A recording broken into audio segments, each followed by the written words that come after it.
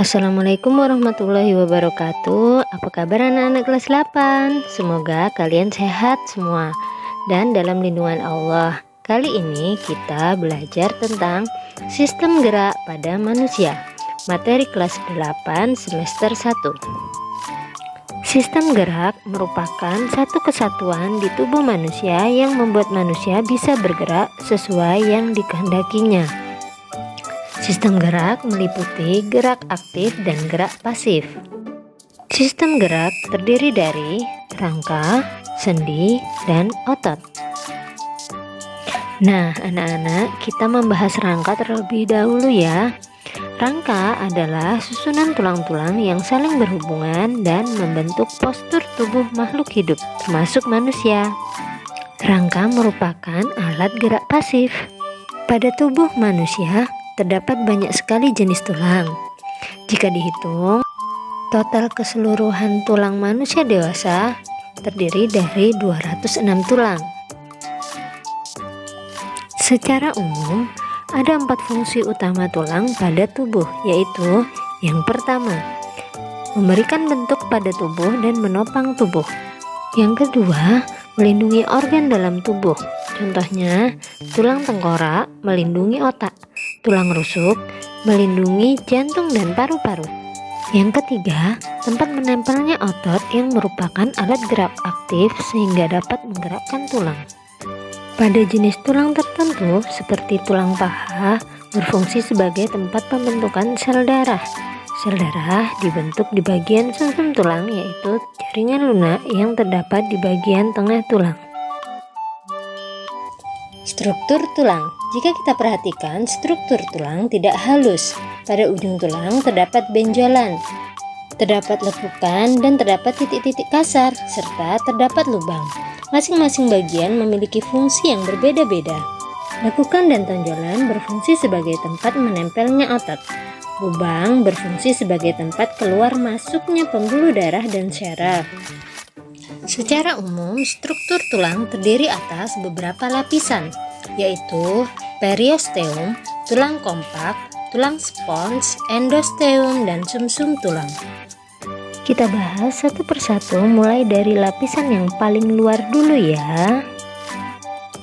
Periosteum adalah lapisan terluar tulang yang terdiri atas 2 lembar jaringan ikat. Lembar luar berupa jaringan ikat fibrosa rapat, sedangkan lembar dalam berupa satu lapisan osteoblast atau sel pembentuk jaringan tulang. Periosteum mengandung pembuluh darah dan serat. Periosteum berfungsi sebagai tempat melekatnya otot-otot rangka, kemudian memberikan nutrisi untuk pertumbuhan tulang dan perbaikan jaringan tulang yang rusak. Lapisan selanjutnya adalah tulang kompak atau tulang keras. Tulang kompak atau tulang keras terletak di bagian bawah periosteum. Tulang kompak memiliki tekstur yang halus, padat, sedikit berongga, dan sangat kuat. Keras dan kuatnya tulang disebabkan karena tulang kompak mengandung banyak zat kapur, kalsium fosfat, dan kalsium karbonat. Tulang kompak juga mengandung serabut elastis yang menjaga tulang agar tidak mudah rapuh dan patah. Tulang kompak pada bayi dan anak-anak banyak mengandung serat sehingga bersifat lebih lentur. Lapisan selanjutnya adalah tulang spons. Tulang spons terdapat di daerah ujung tulang. Teksturnya berongga dan berisi sumsum merah di bagian ujungnya. Tulang spons memiliki lubang atau saluran yang besar yang terdapat di tengah tulang panjang dan diisi oleh jaringan berlemak, yaitu sumsum kuning. Pada orang sehat, sumsum merah menghasilkan sel darah merah dengan kecepatan 3 juta sel per sekon. Sel-sel darah putih juga dihasilkan di sumsum tulang, tetapi produksinya lebih sedikit. Berikut adalah gambar penampakan pembuluh darah dalam tulang. Lapisan selanjutnya adalah endosteum. Endosteum adalah jaringan ikat yang melapisi rongga sumsum. Nah, lapisan yang paling dalam yaitu lapisan sumsum tulang. Sumsum tulang merupakan lapisan yang berbentuk jeli dan berfungsi untuk memproduksi sel-sel darah merah maupun darah putih. Selanjutnya kita membahas tentang macam-macam tulang yang terdapat pada sistem rangka. Macam-macam tulang berdasarkan kekerasannya dibagi menjadi dua. Yang pertama, tulang rawan atau kartilago, dan yang kedua, tulang sejati atau osteon. Tulang rawan terbentuk dari jaringan tulang rawan yang banyak mengandung zat perekat atau kolagen dan sedikit zat kapur sehingga bersifat lentur dan elastis. Tulang rawan terdapat pada ujung hidung, daun telinga, persendian, dan di tenggorokan. Berbeda dengan tulang rawan, tulang sejati atau osteon merupakan kumpulan dari sel-sel osteosit yang bersifat keras dan kaku. Karena banyak mengandung endapan zat kapur yang berupa kalsium karbonat dan kalsium fosfat. Contoh tulang keras adalah tulang belikat, tulang rusuk, tulang dada, tulang tengkorak, tulang paha, dan lain-lain. Berdasarkan bentuknya, tulang dapat dibedakan menjadi 4, yaitu yang pertama, tulang pipa atau kita sebut dengan tulang panjang karena bentuknya panjang, seperti pipa. Contohnya, tulang paha dan tulang lengan atas. Yang kedua, tulang pendek, yaitu tulang yang berbentuk pendek berisi sumsum merah. Contohnya ruas-ruas tulang belakang dan ruas-ruas jari. Yang ketiga, tulang pipih, yaitu tulang yang berbentuk pipih atau gepeng. Contohnya tulang dada, tulang rusuk, dan tulang penyusun tengkorak. Yang keempat, tulang tak beraturan. Bentuknya tak beraturan. Contohnya tulang rahang, tulang belakang, dan tulang panggul. Tulang penyusun rangka tubuh terbagi menjadi 3, yaitu yang pertama tulang tengkorak yang menyusun bentuk kepala, yang kedua tulang badan yang menyusun bentuk badan dan melindungi organ dalam, yang ketiga tulang anggota gerak yang terdiri dari anggota gerak atas dan anggota gerak bawah. Anggota gerak atas merupakan tulang-tulang penyusun tangan, sedangkan anggota gerak bawah merupakan tulang-tulang penyusun kaki. Baiklah anak-anak, mari kita mengenal nama-nama tulang yang menyusun rangka tubuh. Yang pertama kita bahas adalah tulang tengkorak. Tulang tengkorak terdiri dari tulang dahi, tulang baji, tulang tapis, tulang air mata, tulang hidung, tulang pipi, tulang rahang atas, tulang rahang bawah, tulang kepala belakang, tulang pelipis, dan tulang ubun-ubun. Yang kedua, tulang penyusun badan. Tulang penyusun badan terdiri dari tulang belakang, tulang dada, tulang rusuk, tulang bahu, dan tulang panggul. Mari kita bahas satu persatu. Tulang belakang. Tulang belakang terdiri dari 33 ruas, yaitu 7 ruas tulang leher, 12 ruas tulang punggung, 5 ruas tulang pinggang, 5 ruas tulang kelengkang, dan 4 ruas tulang ekor. Tulang penyusun badan selanjutnya adalah tulang dada dan tulang rusuk. Tulang dada terdiri dari 3 bagian, yaitu tulang hulu, tulang badan, dan tulang taju pedang. Tulang rusuk terdiri dari 12 pasang tulang, yaitu 7 pasang tulang rusuk sejati, 3 pasang tulang rusuk palsu, dan 2 pasang tulang rusuk melayang. Tulang penyusun badan selanjutnya adalah tulang bahu. Tulang bahu terdiri dari tulang selangka dan tulang belikat. Tulang penyusun badan selanjutnya adalah tulang gelang panggul yang terdiri dari 2 pasang tulang usus, 2 pasang tulang duduk, dan 2 pasang tulang kemaluan. Yang ketiga adalah tulang anggota gerak.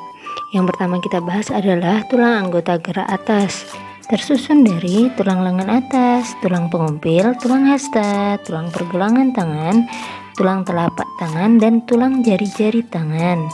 Tulang telapak tangan berjumlah 5 buah, sedangkan tulang ruas-ruas jari tangan sebanyak 14 buah. Selanjutnya, tulang anggota gerak bawah yang terdiri dari tulang paha, tulang tempurung lutut, tulang betis, tulang kering, tulang pergelangan kaki, tulang telapak kaki, dan tulang jari-jari kaki. Perkembangan tulang. Tulang pada rangka manusia terbentuk pada awal bulan ketiga saat perkembangan embrio. Sebelum dilahirkan, tulang manusia tersusun dari tulang rawan atau kartilago yang berasal dari jaringan mesenkim atau jaringan embrional. Secara bertahap, tulang rawan akan berkembang menjadi tulang keras. Namun, pada perkembangannya, tidak semua tulang rawan pada tubuh manusia berubah menjadi tulang keras. Contohnya, tulang pada daun telinga, ujung hidung, dan tulang pada persendian. Tulang-tulang tersebut akan tetap menjadi tulang rawan sampai manusia menjadi tua. Seiring dengan perkembangan janin dan setelah kelahiran, tulang rawan berkembang menjadi tulang keras. Proses pengubahan tulang rawan menjadi tulang keras disebut dengan penulangan atau osifikasi. Proses osifikasi berawal dari tulang rawan. Tulang rawan bentuknya mirip dengan tulang dewasa. Tulang rawan memiliki rongga yang terisi oleh osteoblas atau sel-sel pembentuk tulang. Selanjutnya, osteoblas akan membentuk osteosit atau sel-sel tulang. Proses osifikasi dimulai dari bagian tengah tulang rawan dan kemudian meluas ke seluruh arah sesuai dengan pertumbuhan tulang rawan.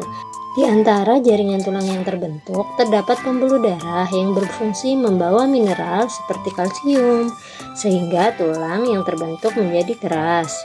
Proses osifikasi dibedakan menjadi dua, yaitu osifikasi kodral dan osifikasi desmal. Osifikasi kodral yaitu pembentukan tulang dari tulang rawan yang terjadi pada tulang pipa atau tulang pendek. Sedangkan osifikasi desmal yaitu pembentukan tulang dari membran jaringan mesenkim terjadi pada tulang pipih. Selain mengalami osifikasi, tulang juga mengalami fusi atau penggabungan tulang, sehingga tulang anak kecil berbeda jumlahnya dengan tulang orang dewasa. Tulang dalam sistem gerak manusia dapat mengalami gangguan atau kelainan, baik karena infeksi bakteri, kebiasaan sikap tubuh yang salah, kecelakaan, maupun kekurangan vitamin D dan zat kapur. Adapun beberapa kelainan pada sistem gerak manusia adalah sebagai berikut. Yang pertama, gangguan pada tulang belakang. Gangguan ini diakibatkan karena kebiasaan sikap tubuh yang salah. Lordosis, keadaan tulang belakang melengkung ke depan, skoliosis, keadaan tulang belakang membentuk huruf S, dan kifosis, keadaan tulang belakang melengkung ke belakang.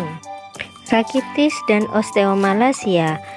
Penyakit ini menyebabkan kaki menjadi X atau O karena kurang vitamin D.